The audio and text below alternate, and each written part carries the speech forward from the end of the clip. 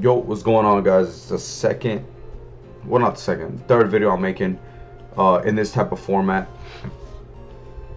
Today we are going over the kind of current market of Pokemon, as well as the new megas that just came out. For those who don't know, and for those who don't know what to expect out of the like newer sets that are about to start coming out, here's what we can expect, right? So obviously we have the two new Raichus. We have Mega Raichu X and then Y. In my opinion, I like X a little bit better. I think his design's a little more cooler, but I still like both to begin with. I think both designs are fire. Mega Chimecho, not the biggest fan of it. If I had to be honest with you, it's cool, but I'm just not a Chimecho fan. Now Mega Absol Z is cool. I like the typing. Dark Ghost. Finally they gave him the ghost typing. But again, I think people are liking this design more than I am, because I've seen a lot of glaze on this design, and I don't know. To me, it's cool, but it's not phenomenal. You know what I mean? It's not the best. Now we get to Staraptor, bro. Now he only looks like a fluffier version of Staraptor, a little more aggressive, but bro, that's literally like the perfect design from. I'm glad they didn't try to do too much with Staraptor, because Staraptor was already fire to begin with. Yeah, Staraptor's amazing. I love this Pokemon. I love this design too. Here we can get a closer look. That's kind of how he looks. He has a little glowing eye there. He's rogue. We have Mega Garchomp Z. He turns into an dragon type as opposed to a dragon ground type.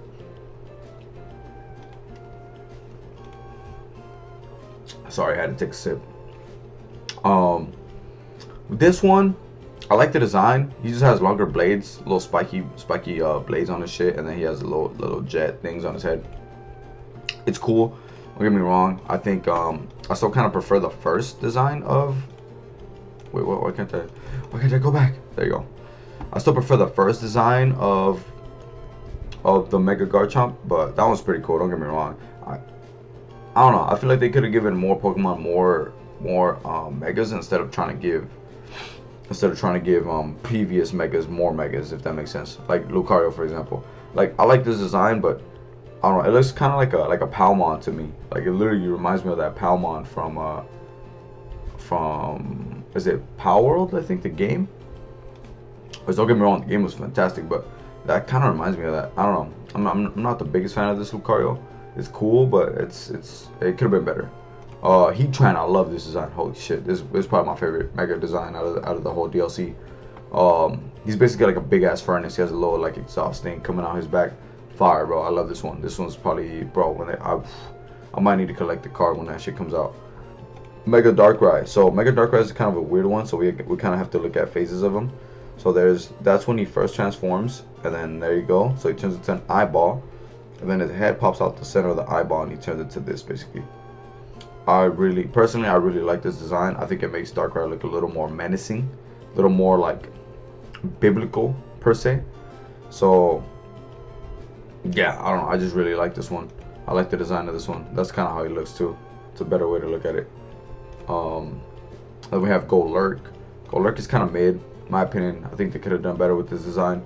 They just kind of gave him like a little X on his chest, kind of like Luffy, and then they gave him wings or some shit like butterfly wings. Not the biggest fan of that one. Could have been better in my opinion. We got Mega Meowstic. This one, again, I'm not a fan of Meowstic, so I'm not a fan of this design in general. We're just kind of gonna look at it, kind of skip it. Same thing with Crabominable. I'm not a fan of Crabominable. Don't like this design either. It kind of looks dumb. It looks like they just gave him bigger hands, bro, and they just made him sit on or like stand on his two legs. That one's kind of dumb. Golisopod, I don't like Golisopod either. I like how they give him a little goatee. Kind of looks like, you know, like an ancient Chinese warrior. But besides that, like, nah. I mean, I don't know what this is coming out of his head here. I don't know, it's weird, bro. I'm not a fan of that design. I'm not a fan of Golisopod to begin with, so that's probably what it is. But Girna, though, this one's fire. I actually really like this design. Is she a psychic type?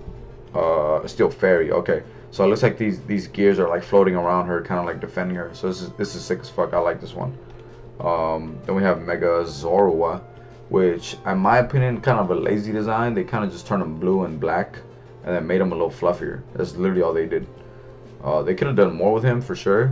I mean, it's not bad. It kind of looks like a shiny form in a way, but not the greatest one. Scovillain, super random. I don't know why they gave Scovillain a damn Mega, but I mean, regardless, it's kind of cool. He has a little tux on, little pepper, what do you call it, tie. But I mean, besides that, not the biggest Skull Villain fan, so I don't know why they would give this. Yeah, I don't know. I think they were just trying to give Gen 9 some love because they knew Gen 9 didn't get any love. Glimora, I hate this Pokemon. I hate this Pokemon. I hate this design. I hate everything about this. Tatsugiri, there's 3 different versions of Tatsugiri, but they're all basically the same thing. It depends on the one you catch. It will be the one in the middle. That's literally the only difference. So there's the curly form, the droopy form, and the stretchy form, which, as you can see, it just changes the middle fish right there, the little middle sushi. I mean, it's cool. I like the design. It's like a kind of like a little sushi platter thing, but I don't know. I don't see why they gave that one a mega. Again, I don't know who's picking what gets megas and what doesn't, but that one's kind of random. Baxcalibur. This one, I mean, it's cool. It looks too similar to its regular version, in my opinion. They could have given him like maybe multiple blades on his back or something, as opposed to just one big one. But yeah, I mean, he literally just has one big sword sticking through his chest. That's literally the whole design. And then yeah, I mean, obviously we know Mega Zygarde, and then there's Mega Greninja. So these are basically for like the TCG sets that are upcoming. And then, well, Mega Rayquaza. So for those who don't know, in the DLC, they brought back Primal Kyogre, Primal Groudon, and then Mega Rayquaza. So I don't know. It kind of looks like we're leaning a little towards that Ruby and Sapphire. You know what I mean? I really hope we do get that set later on in the year. But yeah, so far this is what's going on. So here, we'll do this. So there's the start deck 100 battle collection. So this is the one that's gonna come out on the 19th in Japan. Wait, oh yeah, in 2 days. So this comes out on the 19th in Japan, and it's basically just gonna feature a bunch of new IRs and SIRs for different Pokemon. Yeah, and then those we'll probably see in the next, not in Ascended Heroes per se, but the next set. So we'll probably see those in that set. And then Munich Zero, or Munichis, I don't know how to pronounce it, Munichis Zero, featuring Mega Zygarde EX. So this will be the Zygarde EX set, which will come out on the 23rd, right, of January in Japan, right? We're talking about Japan here. And then we have the Mega Galade special set box. Okay, this is just a product that's coming out. March 13th, we have Ninja Spinner, which is supposed to be the Greninja set. And then Storm Emeralda is supposed to be the Rayquaza set, allegedly. We don't know yet. Obviously, we don't have any confirmation, but besides the fact that Storm Emeralda got trademarked, that's the only reason why they know that. So that got trademarked, and obviously they think it's going to be Mega Rayquaza because of Emerald.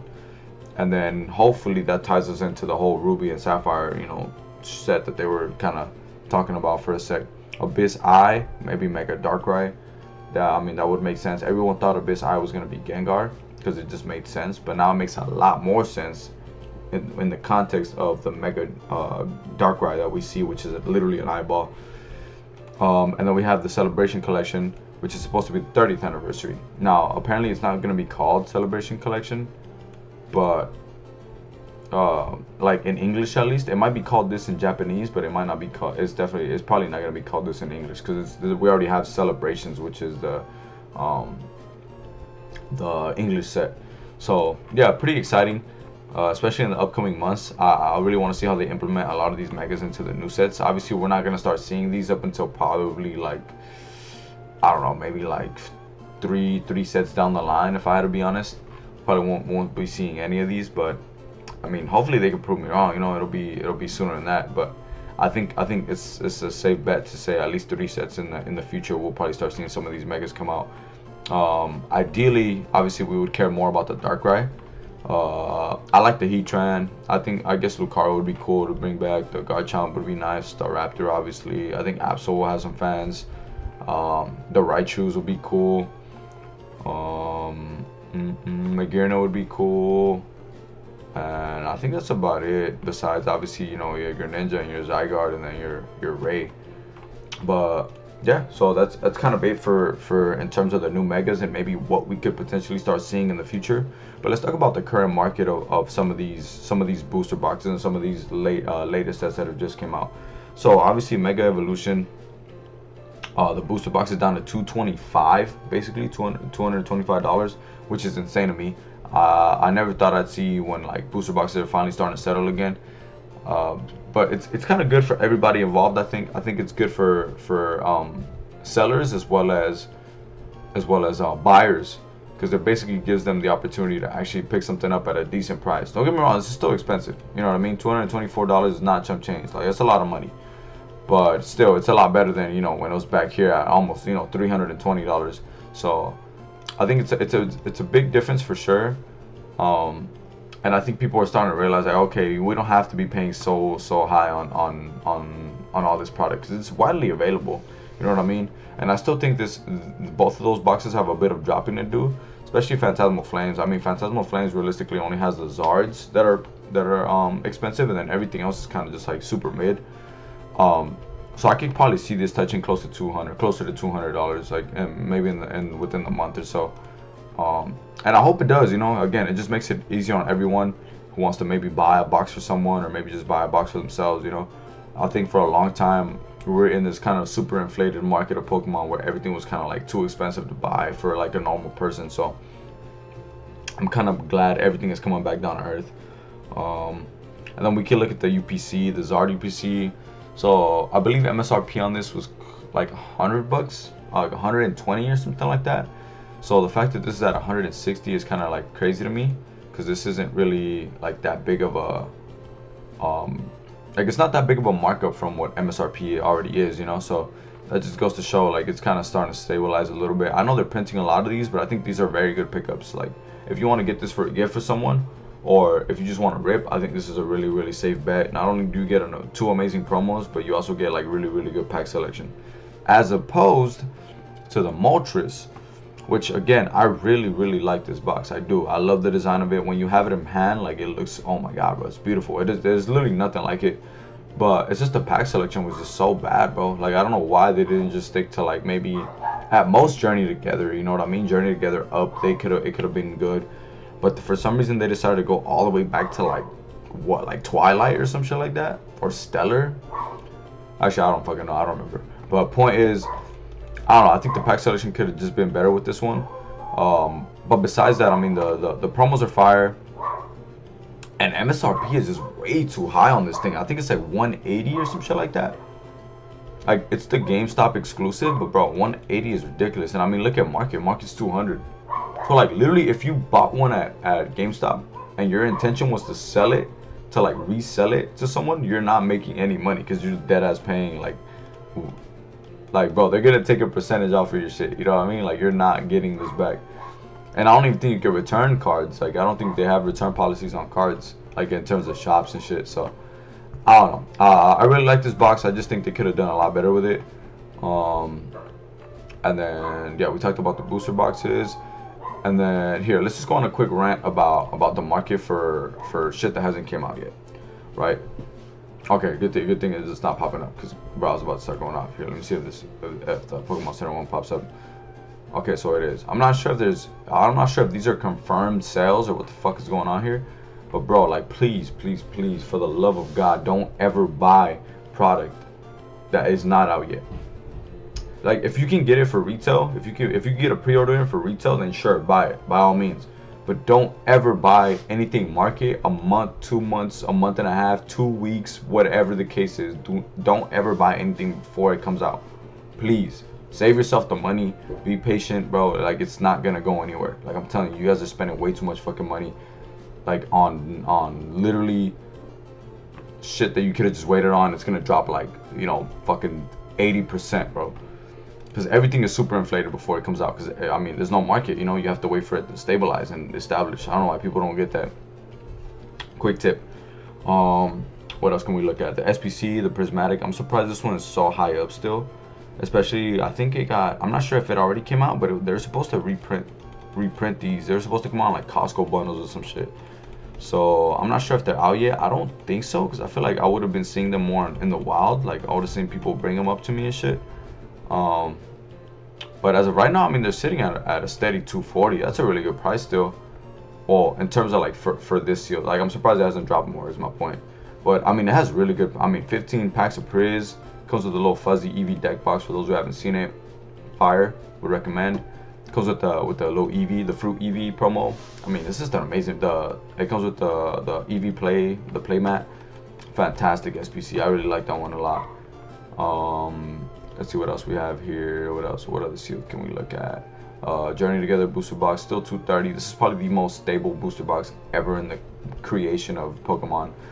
What else do we have? What else do we have? Destin, damn, I'm surprised Destin Rivals ETB is still at 130. That's actually impressive. Shout out Destin Rivals, an amazing set. So we have that booster bundle for Priz, around 57 bucks. What else do we have? Blooming Waters at 177. That's kind of crazy. I mean, 151 is just getting harder and harder to find, so kind of makes sense. I wonder if they'll ever do like a massive 151 reprint. I mean, they could, you know. All it takes is fucking Pokemon to be like, you know what, start the fucking 151 printers back up, make those shits, and then boom, there you go, market crashed again. What else do we have? Prismatic ETB, I'm surprised it's still at 100. Again, this is funny because the Prismatic ETB literally goes from like 1 to 120, back down to 1, 120, 1, 120. Like it literally just stays in that little cycle there. The Prismatic, oh, this is dope. The Sam's Club one. This is honestly, if you guys want to rip Priz, this is probably your best bet here because you're getting a lot of packs for a good price. What else do we have? The booster box for Destin, 400. It dropped a little bit. I think it was I think at its peak it was probably hitting like 480 maybe, right? If I had to guess, 450. Okay, so it was at 450 like during its peak, and then it kind of stabilized back down to 4, which I think is a very good price for this booster box. I think this booster box has a lot of potential in the long run for people who just want to buy something to hold. That'll be a good one. What else do we have? I don't like looking at Pokemon Center shit because I'm just not a fan of Pokemon Center stuff. The Mega Lucario figure collection, this is pretty cool. I actually really like this. It's very cheap too. The only thing is it only comes with like 4 packs, so it's not really worth picking up. But like if you want to rip stuff, but if you want that little figure, it's cool. What else do we have? A Phantasmal ETB is at 80 bucks. That's actually not bad. I thought they'd be at way more. What else do we have? Mega Latias box. 151 booster bundle. Damn near 100 bucks. That's fucking crazy. The Mega Evolution 75. Phantasmal 46. What else is there? Oh, this, bro, I love this fucking little thing. I hope they do more of these. This is probably one of the, it's funny because when this thing came out, there was so many in the market. Like I remember I used to see them all the time, and now I haven't seen one in months. You know what I mean? I think this is one of those things that like will have a lot of value in the long run, just because this fucking little EV pouch is so cool to me, and it comes with 5 packs of Priz. So eventually, like when Priz is super rare, like fucking 3-4 years, and you can't find it no more, I think this thing is gonna be super sick to like have. I might want to get a couple of these just for my sealed collection. Let me see what else we have. But I mean, yeah. Oh, yo. Okay, so this is a perfect example of like reprints, right? So they reprinted Paldean Fates, which is super random, by the way. But I'm trying to master set this set, so I want to pick this box up because it has the little promos that have the Paldean Fates stamps on them. I fucking love that shit. So I think I'm gonna pick one of these up soon, and then I can rip the packs as well. So I actually really like this box. It's super cool. I like when they do like big ass boxes like this that come with hella packs because they're usually very cheap. They're very like budget. I wouldn't say budget friendly, but they're very like you're getting a good amount of packs for a decent price. It reminds me of a lot of the Sam's Club bundles that they would do. So that's a very good pickup there. What else do we have? I don't know why there's a Goldie Roger card right here. Evolving Skies booster box. I'm surprised it's at $2 grand. This box has kind of started to stabilize a little bit. It's always been above 2K, so I'm kind of glad that I had one of these ones like at 2.3, I think, and then I got rid of it. So there's that. 151 UPC, still at 516, still up there. I think it peaked at like around 600 bucks, so it's kind of good that it came back down. This is a very dope SPC. I think this has a lot of potential in the long run as well, just because it's not the first UPC, but it's one of the better ones in my opinion. Obviously it's 151, so that's just gonna hold its value regardless. Let's see what else we have. Surgeon Sparks booster box, pretty cheap still, 235.